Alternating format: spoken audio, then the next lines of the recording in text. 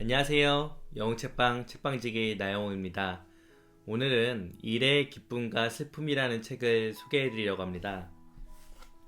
저는 이번에 전자책으로 읽었는데요.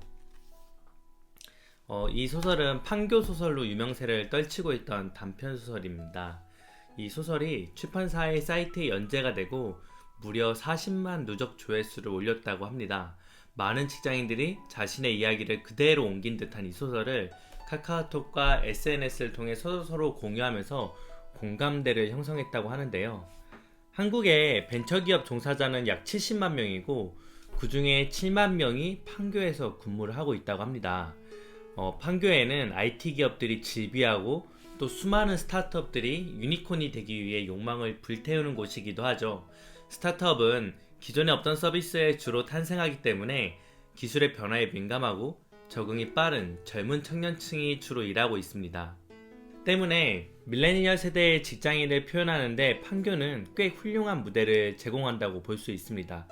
5년 전만 해도 미생에 나오는 무역회사 직원 장그래가 그 시대의 직장인들을 대표했었는데요. 이제는 판교의 스타트업 매니저가 그 자리를 대신하고 있습니다. 판교 소설이라고 해서 판교 다닌 사람만 봐야 되냐고 물을 수 있지만 꼭 그렇지 않습니다.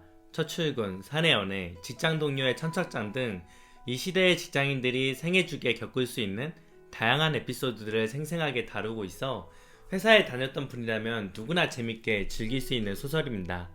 이 책은 회사에서 일어날 수 있는 공감 상황으로 관객을 잔뜩 끌어들였다가 마지막에는 아이러니컬한 블랙 코미디로 마무리하는 매력이 있는데요. 여기서 말하는 아이러니함은 흔히 우프다고 말하는 상황에 주인공이 내몰리는 것을 말합니다.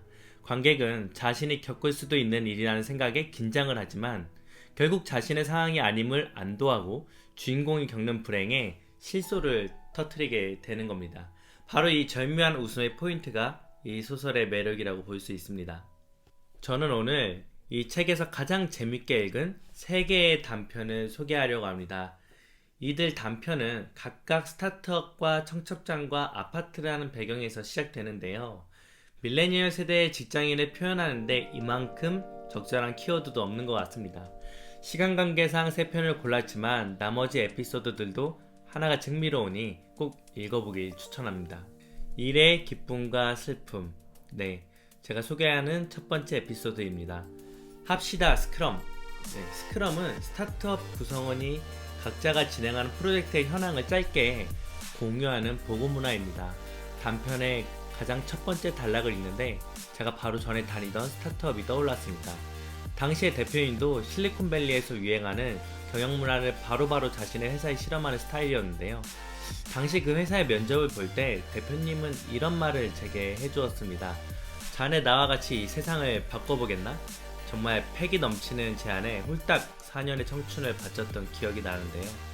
나중에 알고 보니 이 대사는 대부분의 스타트업 대표들이 입사 지원자를 꼬실 때 쓰는 단골 멘트였습니다. 제가 취업하던 당시에 스타트업이 굉장히 유행이었습니다. 페이스북과 애플의 창업 스토리가 찬양되었고 차고에 창업하여 대박을 터뜨린 청년들의 스토리를 띄워주는 시기였는데요. 대표적으로 스티브 잡스가 있죠. 국가에서는 예비 스티브 잡스를 양산하기 위해 창업지원금을 뿌리고 있었고 주체적으로 인생을 살고자 하는 젊은 창업가들이 스타트업을 차리거나 멤버로 합류하며 꿈을 키워나갔습니다. 다양한 분야에서 서비스들이 튀어나왔는데요. 낙후된 오프라인 서비스들이 순차적으로 온라인 어플리케이션으로 옮겨오고 있었습니다. 식당의 전단지가 배달의 민족으로 들어오고 부동산은 직방, 택시는 타다, 은행은 토스. 벌써 이런 기업들이 나와 자리를 잡아가고 있습니다. 초기 스타트업의 구성원에는 크게 3가지 유형이 있습니다. 첫째, 실리콘밸리의 문화를 실시간으로 다운로드하여 적용하는 무한 긍정의 아이콘 대표님. 이분은 주로 서비스의 그림을 그리며 현장 감독 역할을 합니다. 둘째, 100줄의 코드를 짜든 1줄의 코드를 짜든 반낮 없이 고뇌에 휩싸이던 개발자님. 이분은 대표가 그린 이상한 그림을 해석하며 디지털 세계의 서비스라는 뼈대를 세웁니다. 셋째, 영업, 시장조사, 경영지원, 버그 테스트, 가끔은 디자인이나 영상을 만들어내기도 하는 기타 등등 매니저님. 이들은 대표와 개발자가 만든 서비스의 뼈대에 살을 붙이고 화장을 해주며 최대한 인간답게 만드는 일을 합니다. 초기 스타트업은 각 포지션별로 전문성 있는 인력을 배치할 수 없기 때문에 보통 제너럴한 인재가 다양한 포지션을 소화합니다. 개발자만은 예외인데요. 개발은 기술자의 영역이고 숙련된 사람을 구하기 어려워 희소한 직군입니다. 더군다나 이들은 대표의 상상을 현실로 구현하는 능력을 가지고 있는데요.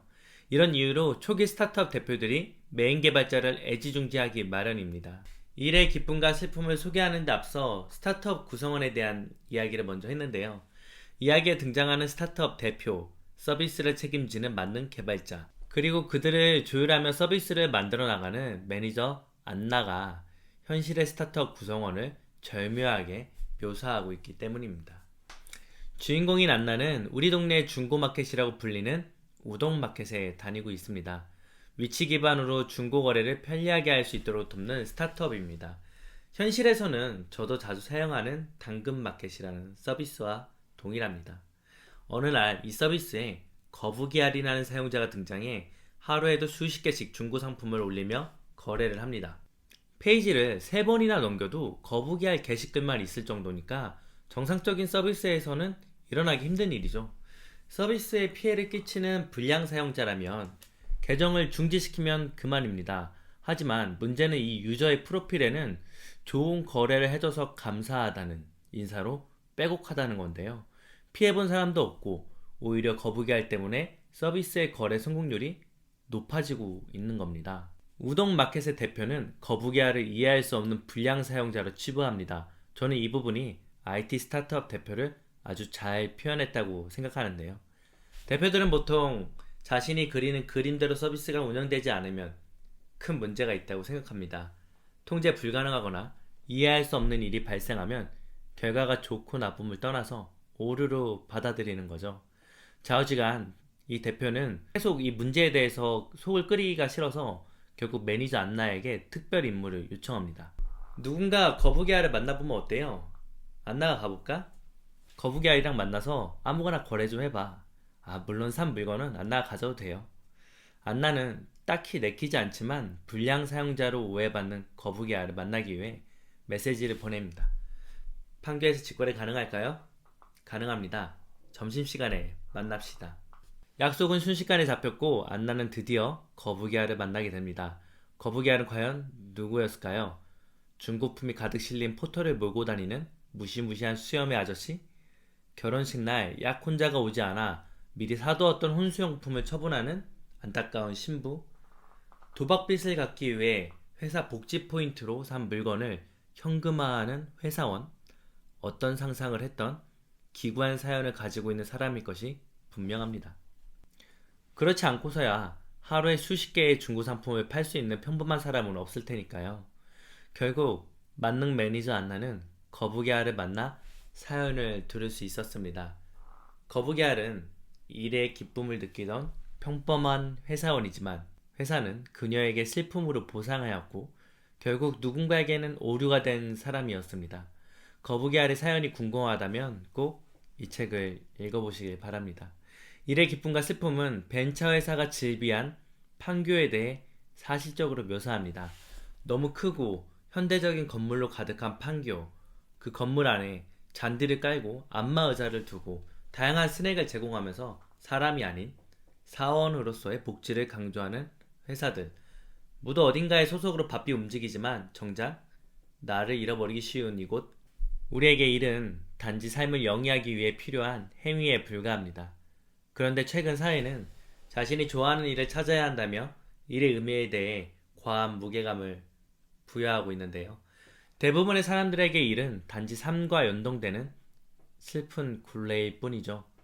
소소한 기쁨을 찾아 견뎌내는 것만으로도 큰 용기를 내며 살아가는 것입니다. 일의 기쁨과 슬픔은 바로 이런 아이러니함을 버무리고 있습니다.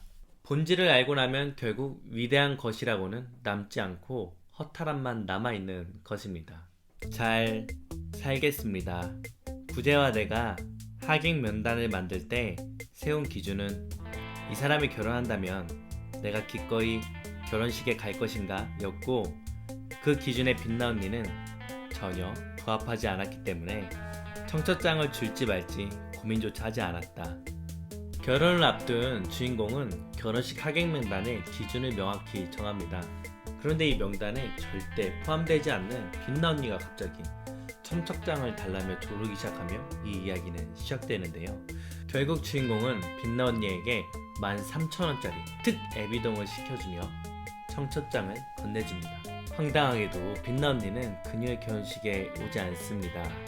주인공은 약이 바싹 올랐지만 무슨 일이 있었겠지 라며 이해하고 넘어가는데요.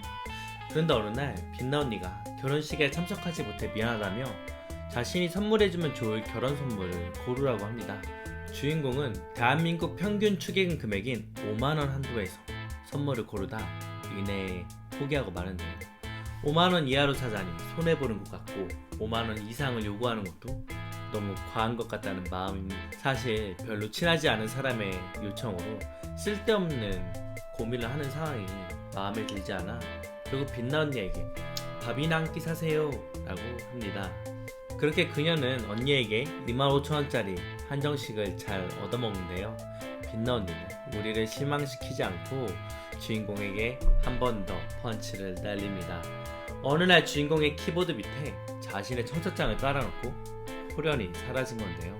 정식으로 밥을 사며 초대하는 것도 아니고 피자집 전단지처럼 덩그러니 놓여있는 청첩장에 주인공은 끝내 이성을 상실합니다. 빛나 언니에게 인생을 가르쳐주겠다는 생각에 사로잡혀 주인공은 빠르게 계산을 시작하는데요. 축의금 대신 먹은 밥값 25,000원 마이너스 내가 청첩장 주면서 산 밥값 13,000원은 12,000원이 남는 것이죠. 그녀는 결혼식에 가서 축의금을 내는 대신 빛나 언니가 받아야 할 정확히 계산된 금액만큼 선물을 사서 전달하기로 합니다. 이런 상황을 지켜보던 남편은 굳이 이렇게까지 해야 할 일이냐며 그녀를 나무라는데요. 주인공은 여기서 명대사를 읽습니다. 빛나 언니한테 가르쳐주라고 그러는 거야. 세상이 어떻게 어떤 원리로 돌아가는지 5만원을 내면 5만원을 돌려받는 거고 12,000원을 내면 12,000원짜리 축하를 받는 거라고. 아직도 모르나 본데 여기 원래 그런 곳이라고 말이야. 결국 주인공은 결혼식 전날 빛나 언니에게 12,000원어치 선물을 전달합니다. 빛나 언니가 어떤 반응을 보이더라도 크게 개의치 않을 예정이었는데요. 그런데 선물을 전달받은 언니의 반응에 그녀는 당황하고 맙니다. 순수가 과한 건지 눈치 없음이 과한 건지 오락가락하는 빛나 언니. 그녀는 과연 어떤 반응을 보였을까요? 축의금을 내야 한다면 대한민국 평균 축의금 5만원을 내고 다음 결혼식에 5만원을 받는 사이. 생일 선물을 준다면 그 사람이 나에게 보여준 물질적 호의 80% 플러스 내가 그 사람을 존중하는 마음 20%는 다음에 내가 선물 받을 때 부담스럽지 않은 가격으로 주고받는 사이. 식사를 얻어먹었으면 후식 커피 정도는 대접하는 사이. 현금으로 붕어빵을 4마리를 샀으면 2마리씩 나누고 금액의 절반은 계좌이체 하는 사이. 서로 경제적인 여유가 없음을 이해하고 더치페이를 배려하는 밀레니얼 세대. 이른 독립생활을 통해 철저히 개인 중심으로 소비와 지출을 하다 보니 타인에 대한 지출이 어색하기만 한데요. 어느 순간 그런 것에는 아랑곳하지 않는 사람은 눈치가 없는 사회 부적응자나 나의 재산에 해를 끼치는 부정적인 사람 정도로 여겨지게 된 것 같습니다. 어쩌면 빛나 언니는 너무나 순수하고 사랑이 가득했던 사람이 아니었을까요?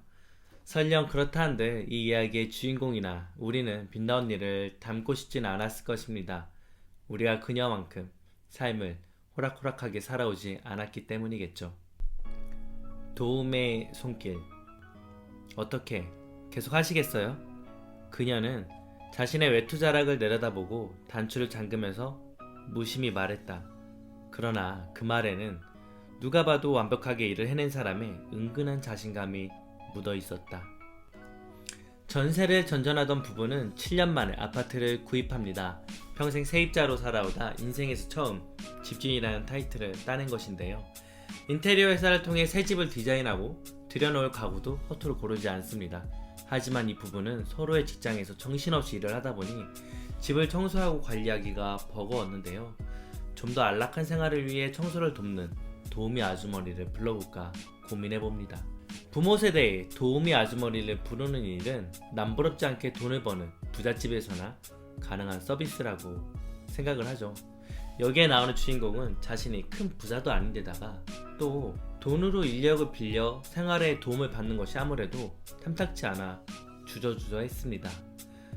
근데 일이 바빠 집을 잘 챙기지 못하는 주변의 많은 친구들이 이미 도우미 서비스를 받고 있는 것에 힘입어 서비스를 신청하게 되는데요. 여기서 주인공은 3번 만에 아주 끝내주게 청소를 잘하는 아주머니를 만나게 되는데요. 말이 조금 많고 제멋대로 이런저런 충고를 하는 게 마음에 조금 걸리지만 청소를 허투루 하지 않는 아주머니가 마음에 들어 전담으로 일하자고 제안합니다. 더군다나 서비스 업체에 신고하지 않으면 8만원이라는 수수료를 내지 않는 것도 협의해주는 융통성 있는 분이었죠. 하지만 서비스가 거듭될수록 평소보다 청소의 질이 떨어지고 아주머니의 출근 시간은 점점 늦어집니다. 버스를 놓쳤다거나 손주를 봐줘야 한다는 이유로 말입니다. 더군다나 그녀는 30분을 늦게 와도 퇴근은 정시에 칼같이 합니다. 주인공은 아주머니에게 어려운 사정이 있겠거냐 하며 불만을 참고 견디는데요. 그리고 얼마 지 않아 다음 청소일이 찾아옵니다. 거실장 밑이나 화장실 청소 상태가 견딜 수 없을 정도로 엉망인 바로 그날, 주인공은 결국 아주머니에게 싫은 소리를 하기로 마음먹습니다. 그런데 그녀가 불평을 꺼내려던 찰나에 남덧이 아주머니의 통보를 받습니다. 세댁, 나 다음 주부터 못 와요. 그리고 이런 얘기 안 하려고 그랬는데 점심시간 끼어 있으면 대충이라도 먹을 거 주고 그래야 아줌마들이 좋아해. 세댁이 잘 몰라서 그러나 본데. 벙찐 주인공은 손가락을 비비꼬며 아무 말도 하지 못합니다. 이 둘은 어디서부터 꼬였던 것일까요? 도우미 아주머니를 부른 것? 아주머니의 점심을 챙겨드리지 못한 것? 연회비를 아끼려고 용역업체를 부르지 않은 것? 이 이야기는 노동을 제공하는 세대와 노동을 소비하는 세대의 충돌을 보여줍니다. 최근 건장한 노년 인구가 가파르게 증가하고 있습니다.